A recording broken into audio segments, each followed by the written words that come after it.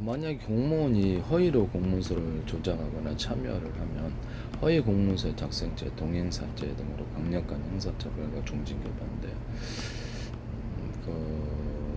만약에 야당과 언론의 주공들의 선거 관련해가 투표하지도 않았는데 미리 선거 기입했다. 그러면 이거 허위로 한 거거든요. 네네. 등기 공무원에게 등기를 하지 않았는데 신청 안 했는데 멋대로 이렇게 허위로 이렇게 등기를 해서 할 수 있느냐? 저는 이렇게 공무원 어떤 뭐죠? 인감증명서를 발급 안 했는데 멋대로 이렇게 신청 안 했는데 자기 멋대로 할 수 있느냐의 문제도 될 수 있는데 주민등록증도 함부로 떼어주면 안 되는 부분이 형사처벌 형법 220 들통나면 문제거든요. 형사처벌 형법 227조 7년 이하의 징역과 2천만 원의 벌금. 이렇게 허위 공문서 작성 동행서 조작한 문서를 실제로 사용을 한다 이렇게 작성만 갖고 있는 게 아니고 그것도 문제가 되고, 사용을 하면 별도의 허위 공문 작성 공문서 행사죄가 더해져서 처벌이 무거워진다. 그래서 직접 문서를 만들지 않고 결재선에 있거나 조작에 가담 지시를 할 공무원 여러 사람이 있을 때도 공범으로 동일하게, 이게 조직적으로 만약에 야당과 언론의 주장대로 선거관련해 조직적 여러 사람이서 했다 그러면 조직적으로 볼 수 있는가요? 그렇죠. 조직적이 좀 그게 아니면 뭐겠습니까? 여러 사람, 두 사람 이상, 다섯 사람 이상 하면 그 조직적인 것이죠. 그래서 조작에 가담해 공범으로 동일하게 처벌받는 조직적인 것이죠. 내 반에서 그러면 이렇게 어떤 공무원들이 이렇게 몇 명이서 결탁해서 마음대로 거의 문서를 조작할 수 있겠네요. 뭐 타인의 땅, 국가의 땅을 내 거를 서류 조작해서 이렇게 해버린다든지 그렇죠. 타인의 주민등록증 휴정 인감증명 이렇게 떼어가지고 어디 행사하고 따르게 다한테 좀 이렇게 신분증도 위조해서 뭐 이러고, 그렇게 되면 조직적인 범죄가 이게 나중에 되면 국가가 정상적으로 돌아가겠습니까? 범죄단체에 해당하게 되는 거죠. 그래서 이것을 범죄단체에 해당하게 되냐 그러면 그렇다, 이건 범죄단체에 해당할 수 있다라고 말씀을 드립니다. 파면 또는 해임, 고의적인 공문서 조작은 그것도 반복적으로 그랬다. 우리 매번 선거 때마다 그랬는데 이러면 이제 그 말이 나오면 진짜 큰일 나게 되는 거예요. 만약에 그랬다면 고의적인 공문서 조작은 우리 여러 사람이 했는데 왜 나만 혼자 했나? 여러 사람이 있는데 이렇게 되면 문제가 커지는 부분이다 하겠습니다. 고의적인 공문서 조작은 비정도가 매우 무거워 최고수인 파면이나 해임 처분, 국가공무원법에 따라서 당연 퇴직되어서 벌금형 이상을 받게 되면 형사처벌로 공무원 신분을 잃습니다. 그래서 퇴직급여 및 퇴직수당의 최대 50%까지 파면 처분을 받거나 금고 이상의 형이 확정되면 퇴직급여 및 퇴직수당의 최대 50%까지 삭감, 전액은 안 삭감하는군요. 공문서 조작으로 인해서 국가나 국민에게 피해가 발생하면 정신적인 피해까지도 국가가 피해자에게 먼저 배상을 하고 해당 공무원에게 구상권을 청구.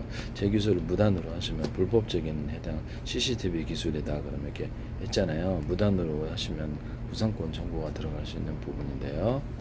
불법적인 행위를 지시하거나 이런 것도 하시면 이제 문제가 되는 부분이 되겠습니다.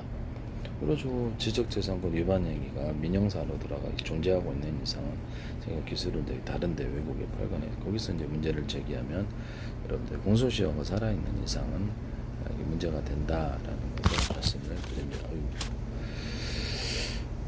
범죄단체 조직죄 허위 공문서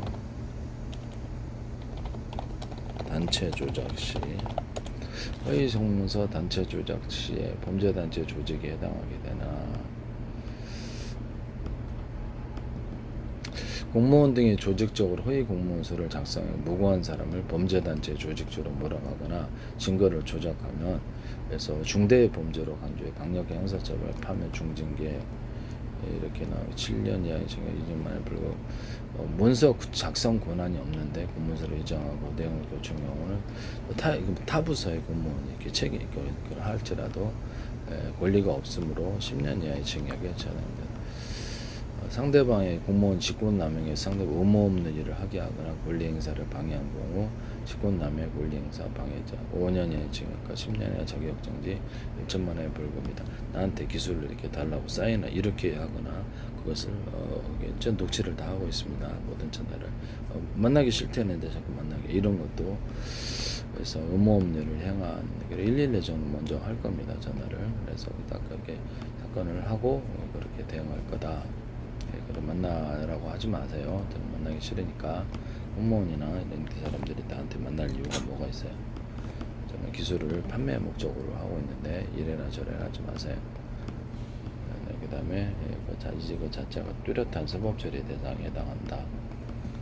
타인을 형사처분받게 저는 그 자선 봉사단체가 아닙니다. 기업을 철저히 판매 목적이 영리 목적의 기업이기 때문에 절대 그것을 해서는 안 되겠다. 무고죄, 타인을 형사처분받게 할 목적으로 공모서에 허위사실을 고하거나 조작된 증거를 제출해 저한테 어떤 범죄를 저지르더라 그렇게 해가지고 조작된 증거를 제출해서 신고를 했다. 그럼 보지도 않고서 그럼 제가 무고죄에 당연히 처벌을 제가 사법처리 되지 않기 위해서 무고죄를 고소를 한다는 것을 말씀을 드립니다. 우리 집안의 사정을 얼마나 잘 알고 제 얘기를 얼마나 타인도 알지도 못하는 사람이 신고를 한다. 되게 황당하지 않나요?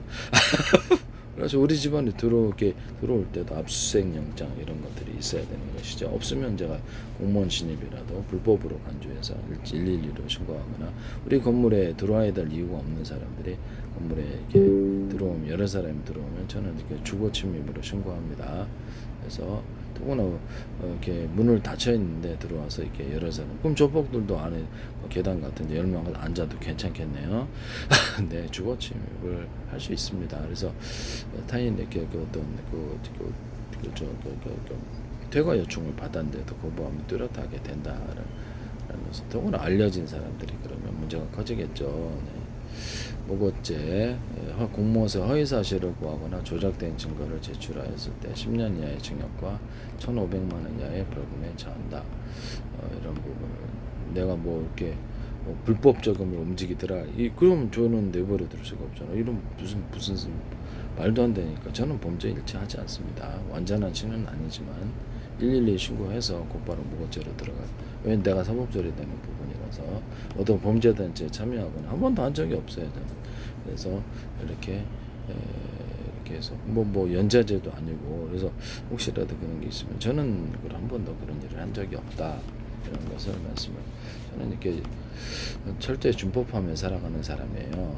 그래서 공동정범 처벌 완전한 신은 아니에요. 저도 여러 명의 공무원이나 민간인이 조직적으로 역할을 분담해서 조작에 가담하면 가담자 선원이 공동조범으로 처벌받는데 이 부분이 범죄단체 조직에 해당하느냐 그것도 계속해서 그랬다면 이게 문제가 크잖아요. 국가의 돈을 예산을 갖다가 구청에 쓰던 빼돌렸다. 그럼 이거 공동으로 했다. 그럼 이거 범죄단체 조직이죠. 이거 완전히 범죄단체가 안에 또아리 틀고 있는 거 아닙니까? 네네네. 공무원이 아닌 이렇게 노조에 가입하기 싫은데 강요를 했다. 그래서 막 이렇게 괴롭히더라. 그럼 증거만 있으면 이 강요죄에 해당하게 되는 의무 없는 일을 행사. 공무원이 어떤 공무원 조직에 노조에 가입하기 싫다고 그러는데 이거를 가입했다. 그것도 다 범죄에 해당하게 되는 것이죠. 그래서 고소하면은 그 해당 직위가 사라지게 되겠죠. 공무원 퇴직 사항인데요. 협박을 해서 범죄에 참여하게 한다. 이 문제 때문에 그러는데요. 나는 그 범죄하고 싶지 않다. 협박을 왜 나한테 하고 강요를 하느냐. 그래 112 신고하시고 하시면 되겠습니다. 네네. 공무원이 아닌 일반인이 공무원에 그러면 기업에서도 막 서류 조작에 돈 빼돌려도 되고 막 허위사실을 사무소에 줘야 당하게 그래 되겠네요. 말도 안 되는. 공무원이 아닌 일반인이 공무원의 허위 공모서 작성에 가담하거나 교사를 했을 때 청탁을 했을 때조차도 허위 공모서 작성죄 공범으로 처벌받는다.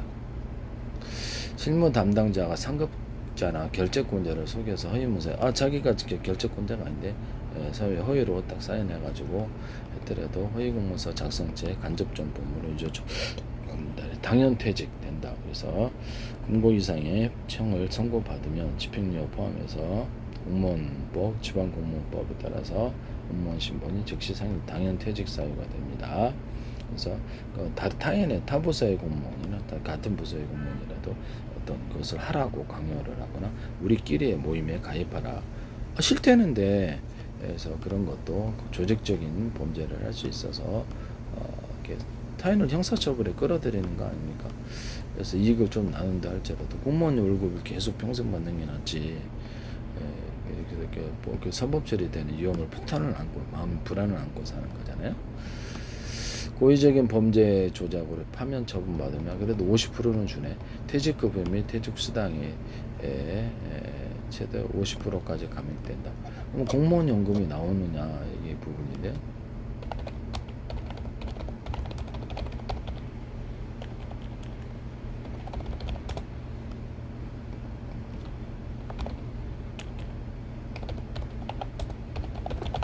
범죄 퇴직 시 공무원 연금 나오나 했을 때 공무원 연금은 전액이 아니라 일부만 감액돼. 이게 내가 그러네요. 재직 중 범죄로 파면되거나 공고 이상을 받아 공무원 연금은 전액이 아니라 일부만 감액되는 완전히 박탈되지는 않네요. 네. 상당 부분이 깎이게 된다. 그래서 재직 기간 5년 이상의 경우 퇴직연금, 퇴직수당은 50%만 감액되어 지급하고 5년 미만인 경우는 4분의 1만 지급된다. 좀 오래 근무하면 그래도 좀 돈을 절반은 주네요. 국가안보 해치는 특정 중대범죄로 금고 이상의 형이 확정되면 내란 외환죄 본인에 내는 납입금 원리금 수준으로 대폭 그래도 원리금 주네. 퇴직 후 발생한 범죄 퇴직 이후에 저진 일반부 형사처벌 받더라도 이미 발생한 연금 수급권 원칙으로 삭감되지 않는다. 그렇군요. 네. 퇴직 후 범죄금 이게 이런 부분을 이렇게 나와 있습니다. 이거를 범죄단체 허위공문서 형량 허위공문서 이게 범죄단체 조직에 들어가는 거 아니고 7년 이하의 허위공문서를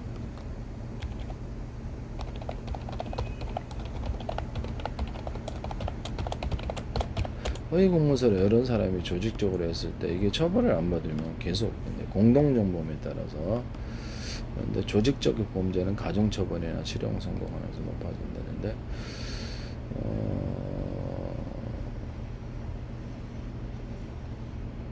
범죄단체 조직으로 가야 되는 거 아닌가? 그래서 그것이 어떤 특정 목적을 노린다 그러면 이제 범죄단체 조직으로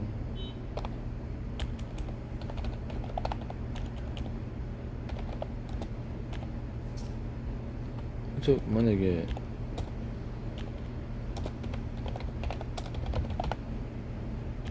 범죄단체 아닌가? 만약에 가상적으로 야당과 언론이 이렇게 제기하는 것이 조직적으로 여러 사람이 드러난 점 이것은 뭐 범죄단체 조직인가 이렇게 한번 생각을 해봐야 되는데요. 저는 가능할 것 같은데 지속적으로 선거 결과에 영향을 줄 수도 있잖아요. 특정 사람을 떨어뜨리는데 한 사람만 그렇게 조작을 하더라도 이것을 계속해서 그런 것이 계속 관행적으로 이루어졌다. 그럼 이거 범죄단체로 봐야 되는데요. 안에 범죄단체가 있어서 결과를 조작하거나 허위공모서를 치요. 타인의 재산을 국가의 재산을 빼돌려서 이렇게 하거나 자기 재산으로 그래서 이 사람의 서류를 조작해서 이 사람한테 주거나 재산까지도 그렇고 이게 되게 이거 신분증을 마음대로 그런 복사하거나 신분증을 마음대로 만들거나 이거 다 범죄단체 조직 아닌가? 여러 사람이서 그래서 뭐 동사무소에 있는 분 이렇게 주민등록증 허위로 5장 발급하 한 사람이 여러 사람이 그러다 범죄단체 조직이잖아요.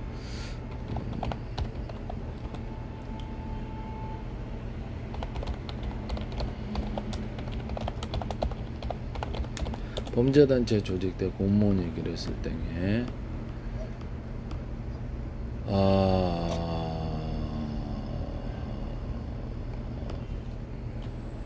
범죄단체 조직으로 가야 되는 거 아닌가? 만약에 이게 중대한 사항이라 했을 때 법원에서 판결을 받아야 돼. 대신 혐의가 법원에서 확정이 돼야지 이제 범죄단체 조직으로 가죠. 그래서 보면은 공무원들이 여러 명 모여서 조직적으로 범죄를 경우 허위 문서를 작성을 했다. 선거 관련이다. 그러면 선거 관련 국가에서도 가장 중대한 범죄에 해당할 수도 있다. 그래서 국민의 기본 권리 행사를 완전히 조직적으로 이렇게 했다. 그러면 이게 편의상이다. 편의상이면 뭐 그렇게 재산도 사회는 200억짜리 재산도 그게 교육기지에서 할 수도 있겠네. 여러 사람이면 편의적인 주민등록증도 마음대로 이렇게 타인의 신분증을 이렇게 마음대로 이렇게 그 자기네들이 마음대로 발행을 하거나 그죠? 네, 선거 결과에 중대한 영향이 있을 수도 있든 없든 상관없이 이런 행위 자체가 허위 공문서 기재나 그러면 그렇다. 네. 그래서 공무원들이 여러 명 모여 조직적으로 범죄를 저질렀을 때 여러 명이 했을 때 이건 범죄단체 조직이 될 수 있다고 구글 자료에 나와 있는데요. 그래서 선거 관련해 그렇다면 이건 범죄단체 조직죄가 적용이 될 수 있는 재판 과정에서 이제 이렇게 진실을 드러나면 이게 이 부분에 대해서도 그렇죠. 저기 기소 내용이 이걸 넣느냐 안 넣느냐의 문제인데 검찰이 이것을 청구를 안 하면 그게 안 되죠. 그래서 그걸 넣어달라고 고소를 했을 때 이것을 해야 되는 부분인데요. 그래야지 여기 이제 확실하게 이 문제가 다루어지죠. 진실이든 거짓이든 재판 과정에서 밝혀질 텐데요. 공무원이 여러 명 모여 조직적으로 범죄를 저지르는 경우에는 형법 114조 범죄단체 조직자가 적용된다. 그래서 여러 명이 가담한 공동정범 수준을 넘어서 내부적인 지휘체계 역할 분담을 가지고 계속해서 반복적으로 하더라. 선거 때문에.